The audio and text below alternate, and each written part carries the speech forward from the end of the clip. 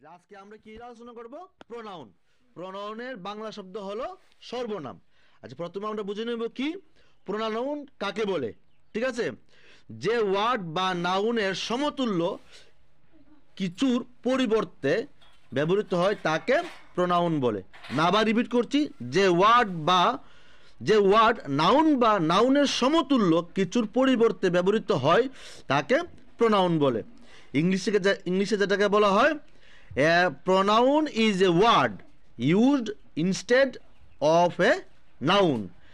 যে ওয়ার্ডটা নাউনের পরিবর্তে ব্যবহৃত হয় তাকে আমরা প্রোনাউন বলি।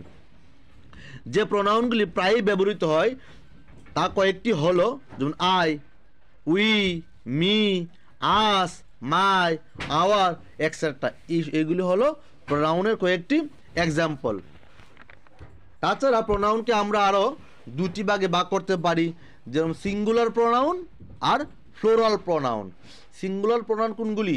যে ওয়ার্ডগুলির দ্বারা একটিমাত্র বস্তুকে বা একটিমাত্র ব্যক্তিকে বোঝানো হয় এগুলিকে বলে সিঙ্গুলার প্রোনাউন।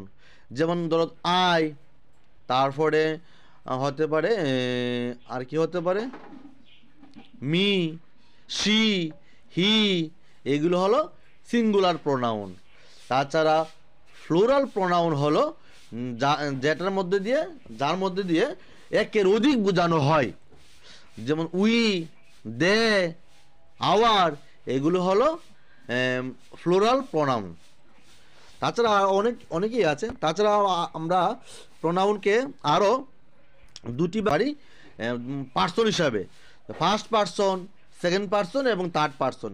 ফার্স্ট পার্সন যে ওয়ার্ডগুলি দিয়ে আমি, আমার, হ্যাঁ, বোঝানো হয়, যেরকম I, me, my, my self ইত্যাদি বোঝানো হয়, এগুলি হয় ফার্স্ট পার্সন। আর সেকেন্ড পার্সন যেমন ইউর, হ্যাঁ, এগুলিকে বলে সেকেন্ড পার্সন। যেমন তুমি, তোমার, তোমাদের, এগুলি হলো সেকেন্ড পার্সন। আর থার্ড পার্সন আমি এবং তুমি না, আমি এবং তুমি বাদে অন্য যে ওয়ার্ডগুলি হয়, যেরকম সি, হি, এক্সেট্রা, হ্যাঁ, এগুলি হলো থার্ড পার্সন। এগুলি থার্ড পার্সনের উদাহরণ।